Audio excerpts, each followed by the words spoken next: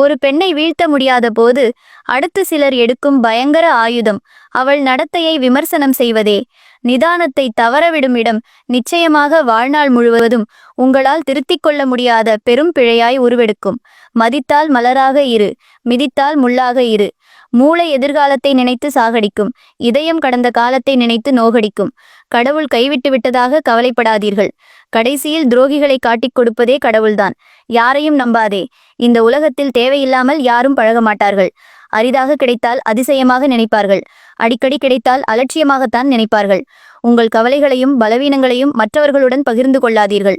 ஏனென்றால் அவற்றை உங்களுக்கு எதிராக எப்போது பயன்படுத்துவார்கள் என்று தெரியாது. தேவைக்காக பழகுபவரும் தேவை வரும்போது புகழ்பவரும் மிகவும் ஆபத்தானவர்கள்.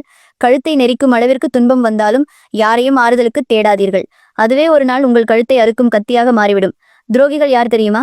துரோகத்தை செய்துவிட்டு அந்த குற்ற உணர்வு சற்றும் இல்லாமல் திரிபவர்கள்தான் மிகச்சிறந்த துரோகிகள். ஒருவர் உன்னால் மனமுடைந்து அதை இறைவனிடம் முறையிட்டு அழும் நிலைக்கு ஒருபோதும் கொண்டு வந்து விடாதே. உடைக்கப்பட்ட மனங்களின் வேண்டுதல்கள் இறைவனிடத்தில் அத்தனை பலமிகுந்தவை.